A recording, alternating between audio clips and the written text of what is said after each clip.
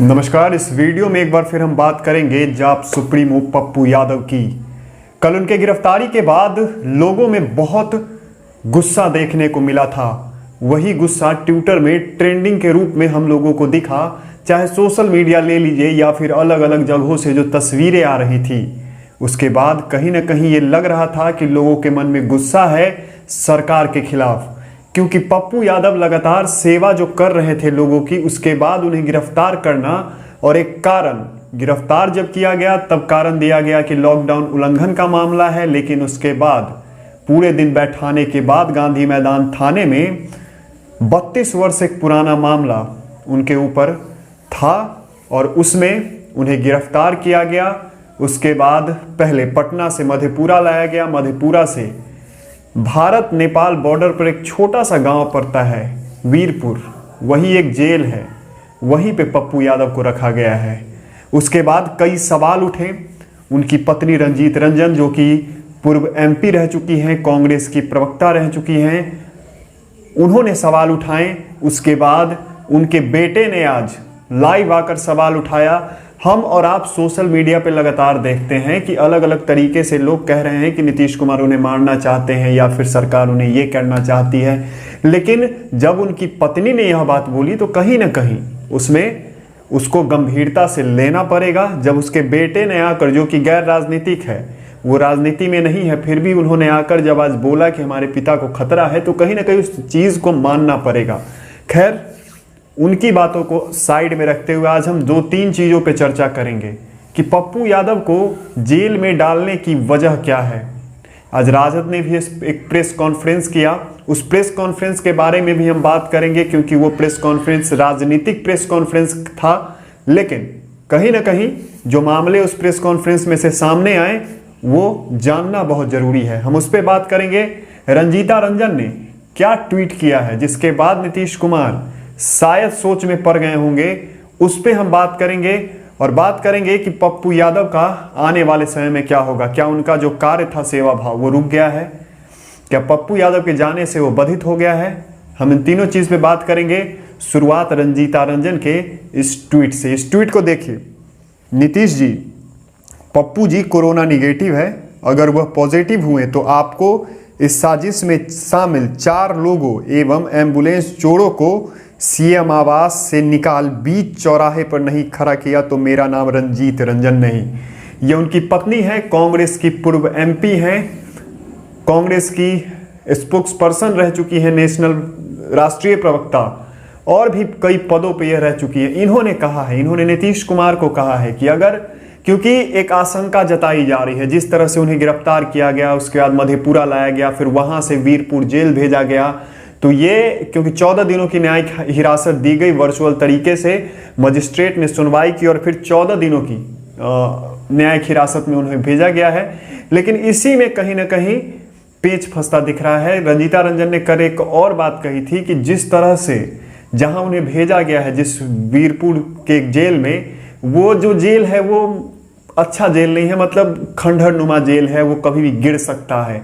तो ये अंदेशा लगातार जताया जा रहा है। कल पूरे रात उनके गाड़ी के साथ कई मीडिया के लोग चल रहे थे, और फिर क्योंकि रात में ही उन्हें ले गया, मधेपुरा ले जाया गया, और फिर उसके बाद मधेपुरा से फिर वीरपुर ले जाया गया, वीरपुर जेल। रात में ही वो गए, रात में ही उनका सफर हुआ, तो उनके साथ थे, क्योंकि एक अंदेशा लगाया जा रहा था शहाबुद्दीन के मौत के बाद। उस मामले में क्या सच्चाई है, नहीं सच्चाई है, मुझे नहीं पता, लेकिन जैसा कि कुछ लोग कह रहे हैं, उनके उसके मौत के बाद पप्पू यादव को लेकर भी आशंका जताई जा रही है। ये इनके पत्नी का ट्वीट है। आज उनके बेटे भी लाइव आए थे उन्हीं के पेज से, और उन्होंने भी कई बातें कही हैं जो सोचने पे मजबूर करती है कि जो इंसान आज से 32 साल पहले जो था, पप्पू यादव 32 साल पहले जो था, उस समय उसे गिरफ्तार करना क्या इतना आसान था?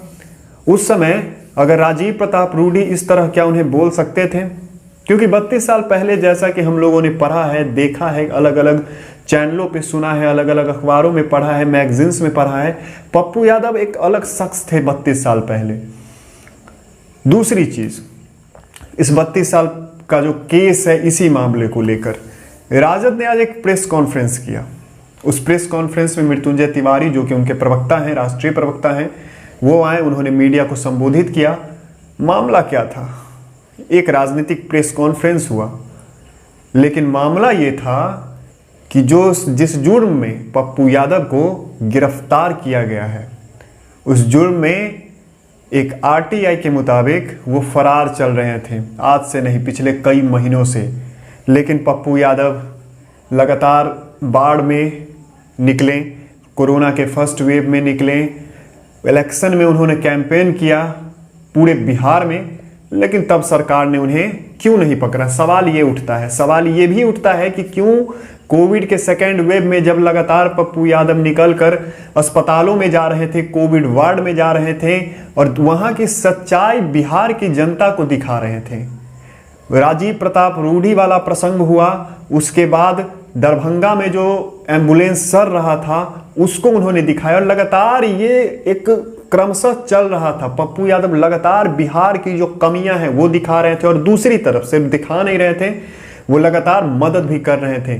पटना में लगभग 5 से 10 हजार लोगों को तीन समय का भोजन वो करवा रहे थे और जन अधिकार पार्टी का जो अलग अलग जिलों में जो कमेटी है वो लगातार काम कर रही थी।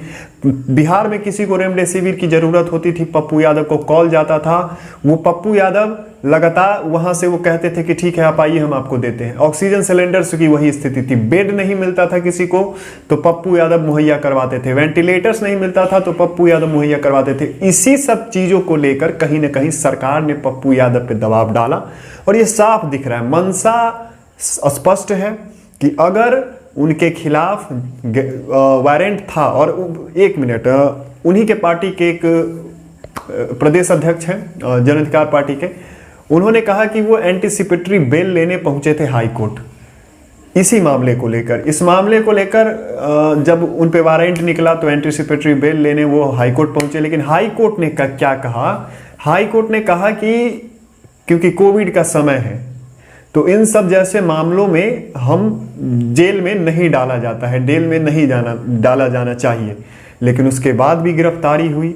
अब जो मजिस्ट्रेट है उन्होंने 14 दिनों की न्यायिक हिरासत में भेज दिया है उन्हें। हालांकि 2 सवाल अभी भी उठ रहा है कि क्या पप्पू यादव के जान को खतरा है। दूसरी चीज, एक चीज तो स्पष्ट है कि पप्पू यादव को क्यों जेल में डाला गया, क्योंकि आज जो राजद ने प्रेस कॉन्फ्रेंस किया है उस प्रेस कॉन्फ्रेंस से साफ यह आपको लग जाएगा कि वो फरार आज से नहीं चल रहे थे। और ये जो वारंट निकला वो वारंट आज का नहीं था, वो कई दिनों से वारंट निकला था, कई महीनों से। उसके बाद वो फर्स्ट वेव में घूमे, बाढ़ में घूमे, इलेक्शन में घूमे, लेकिन उनकी गिरफ्तारी नहीं हुई। वो हॉस्पिटल गए, हॉस्पिटल में उन्होंने ऑपरेशन करवाया, उनकी गिरफ्तारी नहीं हुई। गिरफ्तारी कब होती है? यह जब सरकार पे वो हमला करते हैं, सरकार की जो कमियां हैं, इस सिस्टम की जो कमियां हैं उन्हें वो दिखाते हैं और तभी उन्हें गिरफ्तार किया जाता है। इस सभी मुद्दों पे आपकी क्या राय है? क्या पप्पू यादव सेवा करने के कारण वो जेल में है? पहली बात, उनकी पत्नी ने जो आरोप लगाया है या फिर उनकी जो आशंका है कि पप्पू यादव को जान का खतरा है, पप्पू यादव को मारना चाहते हैं ये सरकार, इस पे आपकी क्या राय है? और राजद ने आज जो प्रेस कॉन्फ्रेंस किया है और उसके बाद जो उसमें खुलासे किए गए हैं, हालांकि पूरी प्रेस कॉन्फ्रेंस की अगर हम बात करें तो पूरी तरह पॉलिटिकल प्रेस कॉन्फ्रेंस थी, लेकिन उसका एक भाग सोचने वाला विषय है कि अगर उन पे वारंट निकला हुआ था, उन्हें गिरफ्तार करने का मन था प्रशासन को, तो वो इतने महीनों से छोड़ के क्यों रखे हुए थे? इन तीनों सवालों का जवाब आप जरूर दीजिएगा। और पिछले वीडियो के लिए आप सभी का धन्यवाद। मेरा इस चैनल पे तीसरा वीडियो था वो, और तीसरा वीडियो 1700 व्यू के लगभग गया है। इन सभी चीज़ों के लिए आपका धन्यवाद। आप हमारे चैनल को जरूर सब्सक्राइब कर लीजिएगा, बेल आइकन जरूर दबा लीजिएगा, इस वीडियो को लाइक कीजिएगा और इस वीडियो को और लोगों तक भी पहुंचाइएगा, क्योंकि वो भी सोचे कि आखिर सरकार करना क्या चाहती है और वो भी बोले, क्योंकि चुप रहने की ज़रूरत नहीं है, बोलने की ज़रूरत है। क्योंकि आने वाले समय में अगर यही स्थिति रही तो कोई व्यक्ति खड़ा नहीं हो पाएगा किसी के मदद के लिए। इस वीडियो में इतना ही, बहुत बहुत धन्यवाद।